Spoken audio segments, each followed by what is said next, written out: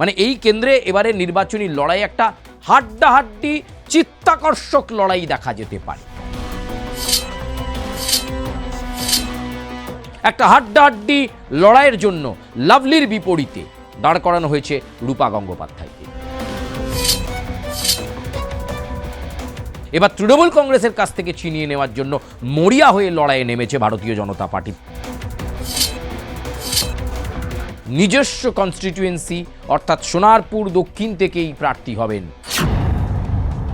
না তিনি তৃণমূলের, না তিনি ভারতীয় জনতা পার্টির, তিনি সিদ্ধান্ত নিলেন তিনি নির্বাচনে লড়বেন।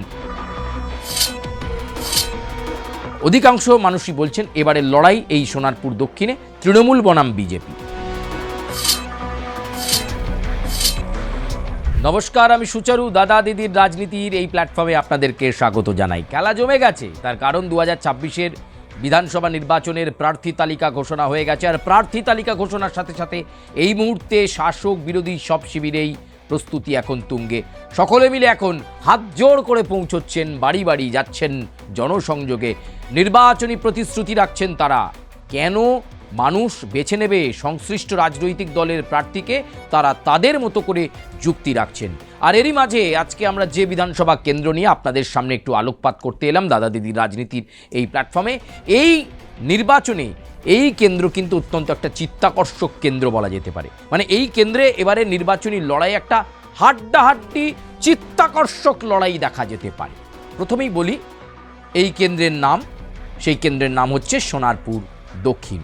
এবারে আজকে আপনাদের কাছে বিশ্লেষণে যাব কেন সোনারপুর দক্ষিণ এই মুহূর্তে অত্যন্ত একটা নজরকাড়া কেন্দ্র হয়ে উঠেছে। তার কারণ আপনারা জানেন, লাভলি মৈত্র এবারও তাকে তৃণমূল কংগ্রেস এই সোনারপুর দক্ষিণ থেকে টিকিট দিয়েছে।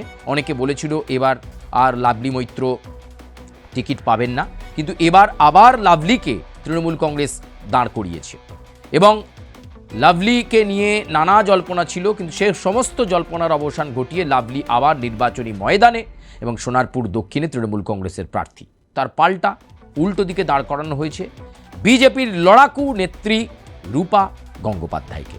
অনেক দিন পর আবার নির্বাচনী রাজনীতিতে রূপা গঙ্গোপাধ্যায়। মাঝের সময়টা বলা যেতে পারে তিনি ভারতীয় জনতা পার্টিতে কিছুটা হলেও পেছনের সারিতে চলে গিয়েছিলেন, কিন্তু এখন তাকে বিজেপি সামনের সারিতে এনে লাভলির বিপরীতে দাঁড় করিয়ে একটা হাড্ডাহাড্ডি লড়াইয়ের কথা বলছে। সোনারপুর দক্ষিণে একটা হাড্ডাহাড্ডি লড়াইয়ের জন্য লাভলির বিপরীতে দাঁড় করানো হয়েছে রূপা গঙ্গোপাধ্যায়কে। যদিও এই সোনারপুর দক্ষিণ তৃণমূলের কাছে শক্ত ঘাঁটি, তৃণমূল সেই বেসটাকে নষ্ট করতে চায় না বলেই লাভলিকে আবার টিকিট দিয়েছে। কারণ দলের বিভিন্ন অংশ বলেছিল যে লাভলির পরিবর্তে নাকি সোনারপুর দক্ষিণে অন্য কাউকে দেওয়া হবে, কিন্তু লাভলি আবার তিনি ভোটে দাঁড়িয়েছেন, যথেষ্ট আত্মবিশ্বাসী। এবং কি বলছেন তৃণমূল কংগ্রেসের সোনারপুর দক্ষিণের প্রার্থী, একবার শুনে নিন।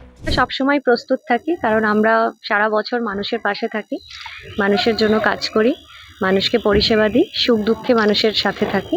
তো এখনও আমরা প্রস্তুত লড়াইয়ের জন্য। যেই অসম্পূর্ণ কাজ যেগুলো আছে সেগুলো সম্পূর্ণ করব, আর আরও বেশি উন্নয়ন করে কি করে সোনারপুর দক্ষিণ বিধানসভাকে মডেল বিধানসভা করা যায় সেই চেষ্টা করব। আমরা কাউকেই প্রতিপক্ষ ভাবি না, আমরা উন্নয়নের সাথে আছি। আমাদের নেত্রী, আমাদের মুখ্যমন্ত্রী, আমাদের দিদি সারা বছর 365 দিন মানুষের কথা ভাবেন, নিরলস মানুষের জন্য পরিষেবা দিয়ে যান। মানুষের কি করলে বাংলার মানুষ ভালো থাকবে সেই জন্য এত এত উন্নয়ন, এত প্রকল্প মানুষকে দিয়েছেন। তো আমরাও জানি যে সেই উন্নয়নকে সাক্ষী রেখে, উন্নয়নকে সাথে নিয়ে আমরা আগামী দিন মানুষের আশীর্বাদ নিয়ে এগিয়ে যাব। মায়ের কাছে আমি আগের বারও 21 সালে যখন প্রথম প্রার্থী হয়েছিলাম, সোনারপুরে যখন প্রথম আমি পা রেখেছিলাম, তখনও মায়ের কাছে আশীর্বাদ নিয়ে আমি আমার প্রচার শুরু করেছিলাম। তারপরে এই 5 বছরে বহুবার মায়ের কাছে এসেছি, সোনারপুরবাসীর জন্য প্রার্থনা করেছি, সবাই যেন ভালো থাকে, সব মানুষের জন্য ভালো চেয়েছি, ভালো প্রার্থনা করেছি। আজকে মায়ের কাছে এসেছি আশীর্বাদ দিতে, কারণ আমার প্রচার শুরু হবে। আমরা আশাবাদী যে মার্জিন বাড়বে। সকলকে এটুকুই বলবো যে মানুষের এখন সিদ্ধান্ত নেওয়ার সময় এসছে, সঠিক বিচার করার সময় এসছে যে বাংলার মানুষ কাকে রাখলে বাংলার মানুষ ভালো থাকবে এবং বাংলা কার হাতে সুরক্ষিত আছে এবং সুরক্ষিত থাকবে। এই বিচার বিবেচনার সময় এসছে এবং আমরা আশাবাদী যে মানুষ সঠিক সিদ্ধান্ত নেবেন, তারা উন্নয়নের পক্ষে থাকবেন এবং আমাদেরকে আশীর্বাদ দিয়ে আগামী দিনে যাতে আমরা মানুষের জন্য আরো কাজ করতে পারি, পাশে থাকতে পারি, সেই সুযোগ করে দেবেন। সবাই আমাকে আশীর্বাদ করবেন।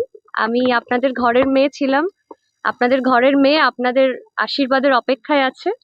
আর সোনারপুরবাসীর আশীর্বাদ নিয়ে আপনাদের ঘরের মেয়ে যেন আপনাদের ঘরেই থাকতে পারে আগামী দিন, সেটুকুই বলবো। সবাই আমায় আশীর্বাদ করবেন, ভালোবাসা দেবেন, যাতে আপনাদের পাশে আগামী দিন থাকতে পারি। আপনারা শুনলেন, লড়াই কিন্তু জমে গেছে। রূপা গঙ্গোপাধ্যায়, তিনি এর আগেও নির্বাচনে লড়েছেন, লড়াকু নেত্রী, এবং অবশ্যই প্রতিরোধ হলে পাল্টা প্রতিরোধ করার মতো ক্ষমতা তিনি রাখেন।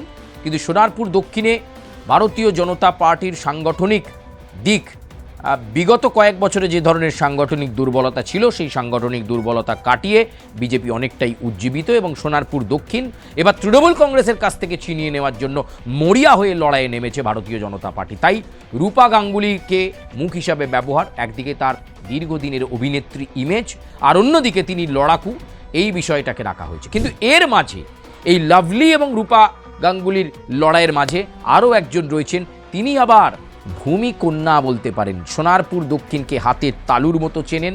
তার বিভিন্ন মুভমেন্টে বিভিন্ন সময়ে মনে হয়েছিল তাকে কোনো রাজনৈতিক দল থেকে প্রার্থী করা হবে, কিন্তু অবশেষে দেখা গেল না তিনি তৃণমূলের, না তিনি ভারতীয় জনতা পার্টির, তিনি সিদ্ধান্ত নিলেন তিনি নির্বাচনে লড়বেন এবং সেই নির্বাচনে লড়ার সিদ্ধান্তে তিনি সিদ্ধান্ত এটাই নিলেন যে তিনি তার নিজস্ব কনস্টিটিউয়েন্সি অর্থাৎ সোনারপুর দক্ষিণ থেকেই প্রার্থী হবেন।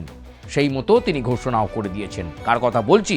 আমি বলছি রাজন্না হালদারের কথা, অর্থাৎ লাভলি, রূপা গঙ্গোপাধ্যায়, রাজন্না। একটা ত্রিমুখী লড়াই এবং রাজন্না নির্দল প্রার্থী হিসাবে এই সোনারপুর দক্ষিণে প্রতিদ্বন্দ্বিতা করছেন। তৃণমূল কংগ্রেসের সঙ্গে তার দূরত্ব বেড়েছে, এরপর তৃণমূলের থেকে যোজন যোজন দূরত্ব বেড়ে যাওয়া, তৃণমূলের সঙ্গ ত্যাগ। একটা সময় মনে করা হচ্ছিল বিজেপি নেতাদের সঙ্গে তিনি দেখা করছিলেন, বিশেষ করে সজল ঘোষ এই ধরনের নেতাদের সঙ্গে দেখা করছিলেন। মনে হচ্ছিল যে রাজন্নাকে বোধহয় বিজেপি টিকিট দেবে, কিন্তু প্রার্থী তালিকাতে কোথাও রাজন্নার জায়গা হয়নি। সেই কারণেই কি তিনি নির্দলে দাঁড়ালেন?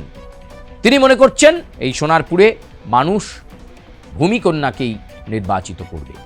ফলে একটা ত্রিমুখী লড়াই, একদিকে লাভলি, একদিকে রাজন্না, একদিকে রূপা গঙ্গোপাধ্যায়। এই তিন কন্যার লড়াইয়ে শেষ হাসি হাসবে কে, সেটা খুব গুরুত্বপূর্ণ এবং 4 মে সেই বিষয়টা পরিষ্কার হয়ে যাবে। কিন্তু এই মুহূর্তে একটা চিত্তাকর্ষক লড়াই যে হবে কথা বলা যেতে পারে। রাজন্নারও একটা নিজস্ব পরিচিতি রয়েছে, তবে তিনি কতটা ভোট তার দিকে ত্বরান্বিত করতে পারেন সেটা খুব গুরুত্বপূর্ণ বিষয়। তবে অধিকাংশ মানুষই বলছেন এবারের লড়াই এই সোনারপুর দক্ষিণে তৃণমূল বনাম বিজেপি। ফলে এক্ষেত্রে নির্দল প্রার্থী হিসাবে রাজন্না কতটা ফ্যাক্টর হতে পারে বা বামফ্রন্ট কতটা ফ্যাক্টর হতে পারে সেটাও একটা বিষয়। ফলে এই দিকগুলো দেখতে হচ্ছে। তবে অনেকটাই আত্মবিশ্বাসী লাভলি, তিনি কিন্তু মনে করছেন গতবারের থেকেও তৃণমূল আরও বেশি ব্যবধান বাড়িয়ে নেবে। এখানে তিনি কাউকেই প্রতিপক্ষ মনে করছেন না। এবারের নির্বাচন ব্যবধান বাড়ানোর নির্বাচন বলে মনে করছে তৃণমূল কংগ্রেস এবং সোনারপুর দক্ষিণে একটা হাড্ডাহাড্ডি লড়াই দেখা যাবে। আপনারা ঠিক কি মনে করছেন? সোনারপুর দক্ষিণে কে শেষ হাসি হাসবে? লাভলি, রূপা গাঙ্গুলি, নাকি রাজন্না, নাকি অন্য কেউ? আপনারা আপনাদের সুচিন্তিত মতামত আমাদের কমেন্ট বক্সে জানাবেন। লাইক করবেন, কমেন্ট করবেন, সাবস্ক্রাইব করবেন, বেল আইকনে প্রেস করবেন এবং অবশ্যই আপনাদেরকে জানিয়ে রাখি ইতিমধ্যেই প্রস্তুতি একেবারে তুঙ্গে। সকলে মিলেই কিন্তু প্রচারে ঝড় তুলেছেন বলা যেতে পারে, কিন্তু অনেকেরই নজর রয়েছে এই সোনারপুর দক্ষিণের দিকে। একদিকে লাভলির কাছে প্রেস্টিজ ফাইট, আর একদিকে রূপা গঙ্গোপাধ্যায়ের কাছে অর্থাৎ রূপাদির কাছে অনেক দিন পর মূল রাজনীতিতে ফিরে আসার লড়াই, অস্তিত্ব প্রমাণের লড়াই করবেন রূপা গঙ্গোপাধ্যায় ভারতীয় জনতা পার্টির প্রার্থী হিসেবে সোনারপুর দক্ষিণে। আর আরেকদিকে নিজস্ব কারিশমা, নিজস্ব ভাবমূর্তি কতটা উজ্জ্বল, জামানত জব্দ হয়ে যাবে না তো রাজন্না? এই বিষয়টাও কিন্তু আলোচনায় থাকবে। সোনারপুর দক্ষিণের দিকে আমাদের নজর থাকবে। কোন পর্বে কি হতে চলেছে সেটাও আপনাদেরকে আমরা প্রত্যেক মুহূর্তে জানাবো। তবে আজকের মতো দাদা দিদির রাজনীতিতে এই প্রতিবেদনে পর্যন্তই। আপনাদের সঙ্গে দেখা হচ্ছে আবার অন্য কোনো প্রতিবেদন নিয়ে। আমি সুচারু আপাতত বিদায় নিচ্ছি, তবে দেখা হবে খুব দ্রুত।